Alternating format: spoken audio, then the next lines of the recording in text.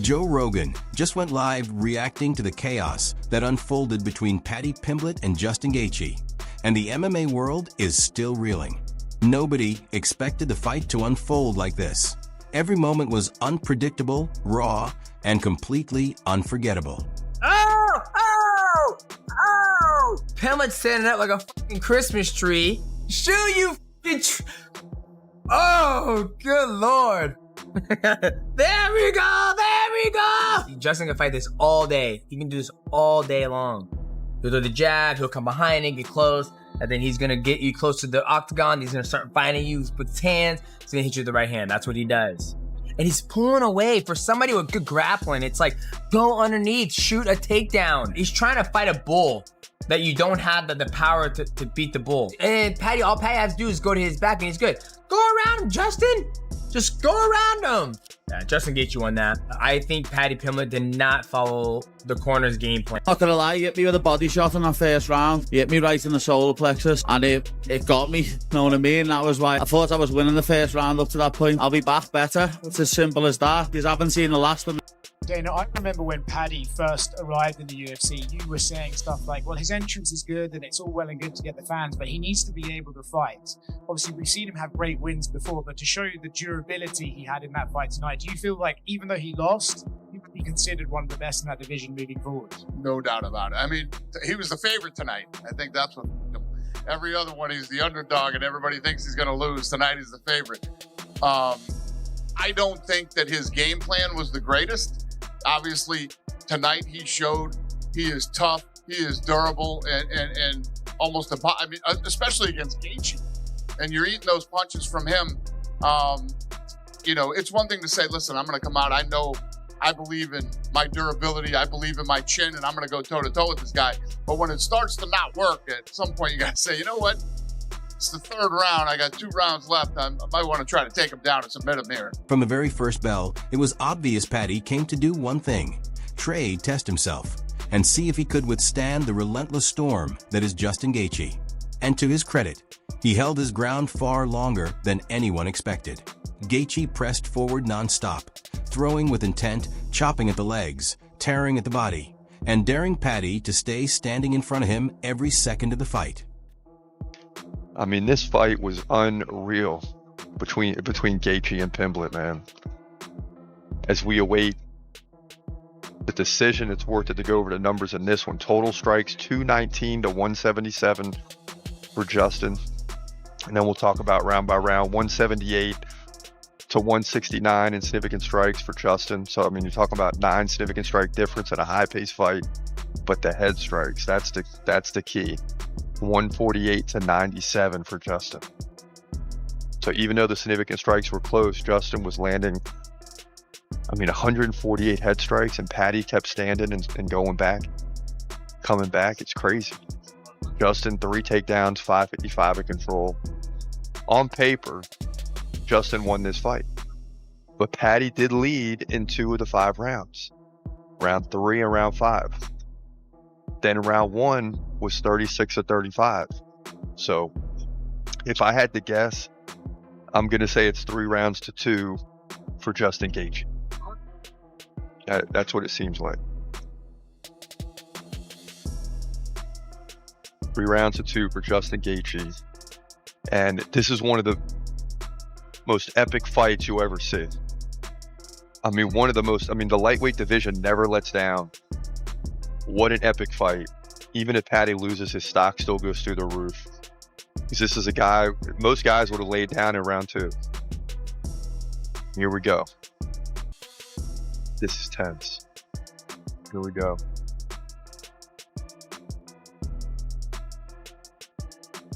$48, $47, $49, $46, $49, $46. It's going to be Justin. Paddy knows he didn't win 4 rounds. New interim title holder, lightweight division. So that means Justin is fighting for the title. What a fight, y'all. But Justin Gaethje pulls it out in dramatic fashion. Credit him. Credit him. His stock goes up too. He's now 27-5. Wow. That's the way it goes down. Main event, lightweight division, UFC 324. Justin Gaethje won rounds 1, 2, and 4. Very clear, by the way, as well, especially in the first 2 rounds. And Pimblett won rounds 3 and 5, I thought. Very clearly in round 3. And then round 5 was a scrappy round that I thought he got the better of. This was a great scrap. I have no idea how Paddy Pimblett did not get flatline KO'd on about 50 different occasions. If he lost, yes, he did lose. And if he lost any stock from this, the one saving grace is that he's been saying for a long time, we don't get knocked out, lad. And that would be the worst thing to happen to him. If he got KO'd in one of these fights badly, that would just be his ridicule forever. What happened to Scousers don't get knocked out, and it'd just be images of Paddy Pimblett out cold. I have no idea how he didn't get flatlined in this fight. Justin Gaethje was cracking him with so many overhand rights. And the worst part was, it's not even like you were understanding why he took the shot so well. Oh, he was rolling with that one. Oh, he tucked into that one a little bit. He saw it coming. I could see the shots coming. I was wincing while Gaethje was loading up because you could see Pimblett leaving exchanges with his chin up in the air and just getting his whole jaw span. And somehow he's still in the fight and throwing back. Absolutely crazy fight. Justin Gaethje started very slow, but picked it up towards the end of round 1 with a big knockdown against the cage. It should be mentioned, even though it's going to be seen as biased for me to bring this up, I bring up fouls in every fight breakdown I do. I know I wanted Paddy to win, but I am going to bring up the fouls. Gaethje fought very fucking dirty in this fight. A lot of eye pokes, a groin shot as well. I think Paddy Pimblett had a groin shot that he landed too, but that was towards the end of the fight where it was just an absolute mess of a scrap between the two of them. Listen, all leading up to this, you never downplayed how tough you thought Paddy would be, right? But surely you never thought it was going to be like that. I mean, did you envision a scenario where he goes toe-to-toe and has a Justin Gaethje fight with Justin Gaethje? Yeah, I did. I mean, that was his only choice. And I knew he wasn't going to quit. He's not a quitter. I've never seen him quit, never seen him give up. And luckily, I found some success early. You know, like I said, I was going to have to steal some momentum, and he was very confident, and I had to take that early. And, you know, the moment I stepped in there, he didn't take his eyes off me. That was me not too long ago. And I guess I was Eddie Alvarez, here to teach him a lesson. Yeah. Same thing he did to me. He did try a couple takedown attempts, a couple foot sweeps in the clinch, things like that. I mean, so he did attempt to get the fight to the ground, but did you expect him, or were you the whole time, were you expecting him to pivot his strategy and just like sell out for the takedown and try to get you down? Yeah, I mean, but I deserve some credit for stopping that from happening. I mean, there's no doubt he wanted to get it there. But half of wrestling is stopping people from taking you down, and that's what I was best at. And so luckily I was successful tonight from keeping him there. I thought I grappled well. I was in his guard, in his guard a little bit, past his guard, landed some huge shots. Pretty sure I sliced his face open with a couple elbows. Felt amazing. So yeah, like I said before, since Oliveira choked me out, I've been putting a lot of work in, and it sucks that it's part of the sport, but I have to do it. I thought it was great that you gave him some credit to his tagline, that Scousers don't get knocked out. But I mean, as you're hurting him multiple times over there, like, do you start to get frustrated at all? Or like, what do I got to do here? No. I just got to stay in it. You know, my coaches do a good job at keeping me focused and keeping me in the fight. But I've been here, I've done it too many times to try to think that it's over or he's quitting. I knew, I could feel that this guy was trying to hurt me the whole time. And if I took my foot off the pedal for a second, he was on my ass. And he did a good job up to the last second. I really wanted to finish him, but I loved teaching him a lot. He said my face was not going to look the same after the fight, and his would look the exact same. So as soon as it was over, I was like, well, look at your face, motherfucker. It does not look the same. And somehow, Paddy did it. He absorbed shots that have dropped elite contenders, stayed upright through brutal exchanges, and earned a level of respect that no prediction could have prepared anyone for. Joe Rogan didn't hold back. He praised Paddy's toughness, his heart, and his willingness to stand in the fire. Yet, at the same time, he questioned the strategy. This wasn't a fight Paddy needed to win with raw power. It was one he needed to win with intelligence. Rogan echoed what many analysts were thinking. There were moments where the fight slowed, where Gaethje was breathing heavy, where the grappling could have completely shifted the outcome. But Paddy chose to keep swinging, to keep testing himself in Gaethje's world, rather than seizing the opportunities that may have altered the fight entirely. He delivered in the main event, capped off with a war. Just give us your thoughts on Justin Gaethje and Paddy Pimblett delivering a 5-round battle. Yeah, I mean, what a couple. So Paddy Pimblett at the weigh-ins yesterday says, I'm going to knock this motherfucker out tomorrow. And I was like, that's interesting. And he never abandoned that game plan. Even when, he got dropped a couple times, I kept waiting for him. I'm like, he's eventually going to have to shoot and try to submit him. Now I didn't know Paddy Pimblett had a chin like that till tonight. And, absolute dogfight and a war, and much respect to both guys. The fight itself, I mean, you don't want to get in a Justin Gaethje fight, I imagine, right? Or do you? Like, is part of you like, yeah, let's go out there and let's have a Justin Gaethje fight? I'd love to have a scrap with him. In all my years of fighting, including my amateur fights, 35 fights, I've never really had a war. So it'd be nice to finally get one with the king of them. Did you envision a scenario where he goes toe-to-toe and has a Justin Gaethje fight with Justin Gaethje? Yeah, I did. I mean, that was his only choice. And I knew he wasn't going to quit. He's not a quitter. I've never seen him quit, never seen him give up. And luckily, I found some success early. Like I said, I was going to have to steal some momentum, and he was very confident, and I had to take that early.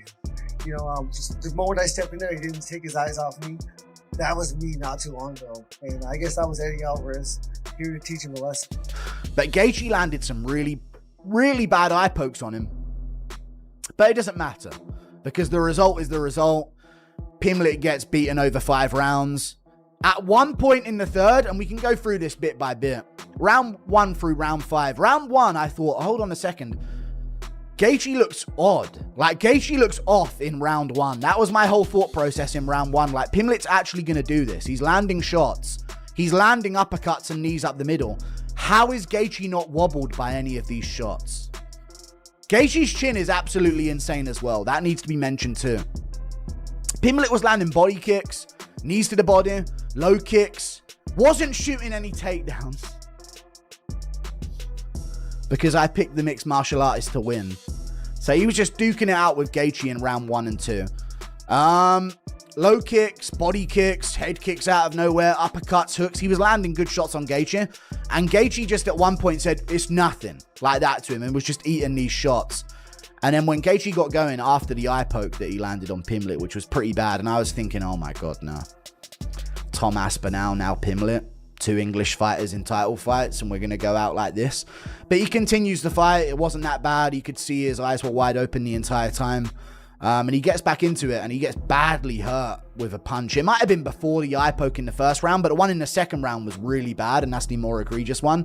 But Gaethje starts beating him up badly. Fumbles the finish in the classic Gaethje north-south position. Gets the sort of front headlock position on him, and then just tries to punch from there, and couldn't really do anything from there. So it was kind of a moment where you thought, oh God, Pimblett's been TKO'd, it's over. But then somehow he's back up on his feet and throwing back and landing good shots again. Like, he didn't just get concussed about 30 seconds ago. Round 2 happens. And it's the same thing again. Pimblett's getting hit with massive shots on the chin. He's landing good kicks to the body. Teeps, low kicks, knees, punches, chin up in the air. You're wondering every time, when is he going to get slept? There's so many moments, and I was screaming, yes, we are DDP, basically, in the middle of this, because it was just like, dude, this is plot armor. How is he surviving these moments so narrowly with millimeters to spare?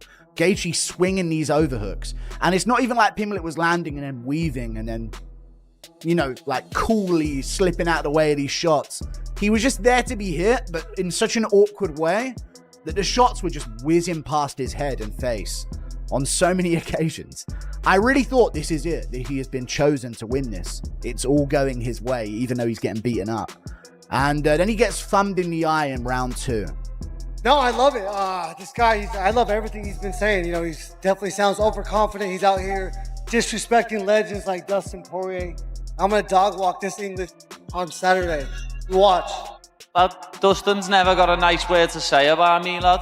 So, what I was honest and said he looked like shit against Gaethje. Fucking hell, stop fucking crying, you ganga That wasn't even the fart. fight you were talking about. You said his last fight. Which? No, I'm saying Dustin looked like shit against Holloway. That was what I said.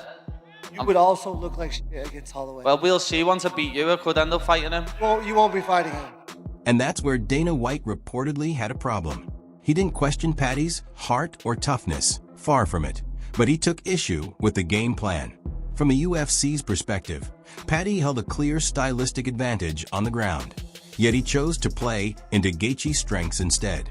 The result was a brutal, unforgettable war, exciting, punishing, and ultimately a loss. Justin Gaethje once again demonstrated why he's one of the most dangerous men in the sport. He didn't need a knockout to make a statement. He broke Paddy down, controlled the chaos, and reminded the world that top-level experience matters. For the division, this fight keeps Gaethje firmly in title contention and in line for massive bouts that only a few fighters can command. For Paddy, it's a reset rather than a collapse, a reality check. As Joe Rogan implied, respect was earned, but respect alone doesn't climb the rankings. The hype remains, but the learning curve just got steep, and the lightweight division has never felt more unpredictable.